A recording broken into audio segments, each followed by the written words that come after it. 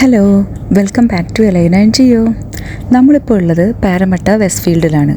സമയം ഒരു 11 മണി ആയിട്ടുണ്ട്.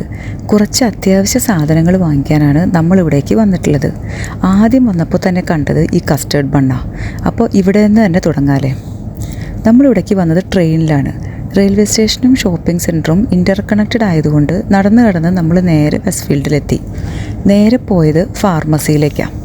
ഇവിടെ എപ്പോഴും എന്തെങ്കിലുമൊക്കെ സെയിലുണ്ടാവും. അത് കഴിഞ്ഞാണ് നമ്മുടെ മെയിൻ സ്ഥലത്തേക്ക് വെച്ച് പിടിച്ചത്. സെഫോറയിൽ വരാൻ വേണ്ടിയിട്ടാണ് നമ്മളിവിടേക്ക് വന്നത്.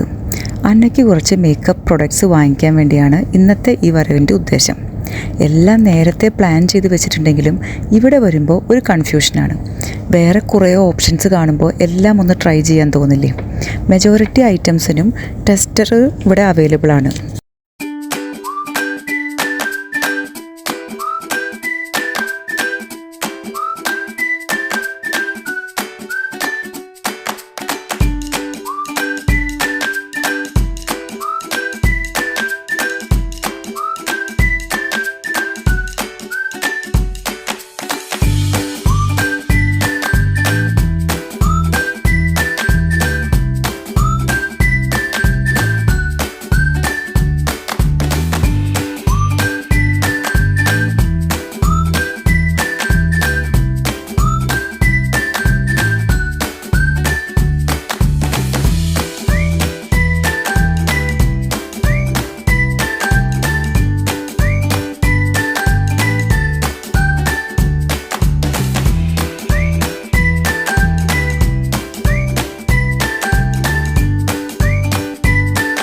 ഉദ്ദേശിച്ച സാധനങ്ങളെല്ലാം വാങ്ങിയതിന് ശേഷം നേരെ പോയത് ലഞ്ച് കഴിക്കാനാണ്.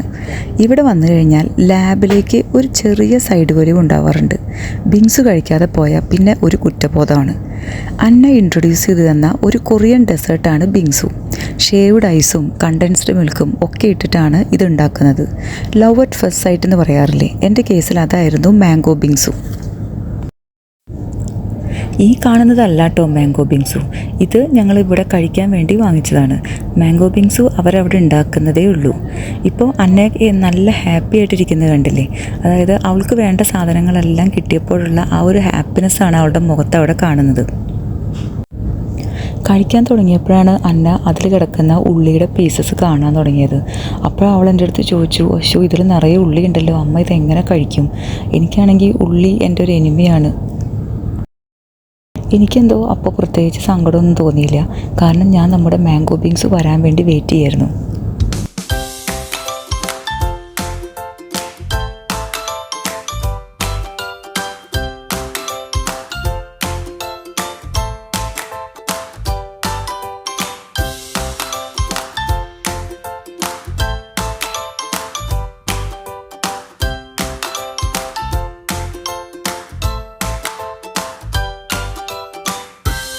അങ്ങനെ ഞങ്ങൾ കൊച്ചു വർത്താനമൊക്കെ പറഞ്ഞ് ഇരുന്നുകൊണ്ടിരുന്നപ്പോഴാണ് നമ്മുടെ ബിങ്സ് എത്തിയത്.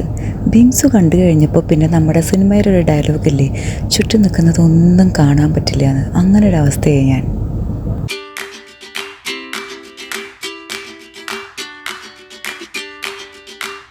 അങ്ങനെ ഫുഡൊക്കെ കഴിച്ച് കുറച്ച് സമയം അവിടെ കറങ്ങി നടന്നു. എൻ്റെ പുതിയ ഫോണിന് സ്ക്രീൻ പ്രൊട്ടക്ടറും കവറും ഒക്കെ വാങ്ങിക്കാറുണ്ടായിരുന്നു. അത് കഴിഞ്ഞ് തിരിച്ചു പോകുമ്പോൾ ഡോക്കിയോ ഷോപ്പിൽ നിന്ന് കുറച്ച് ഐറ്റംസ് കൂടി വീട്ടിലേക്ക് വാങ്ങി മടങ്ങി.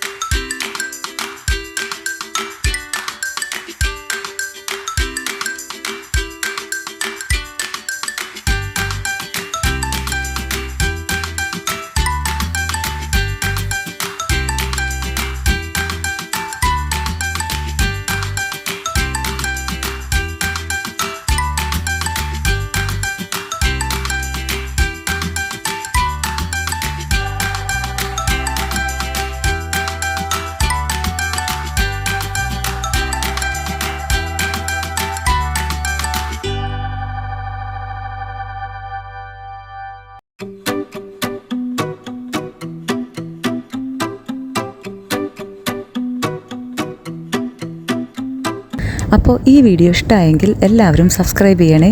C you guys in our next video. By.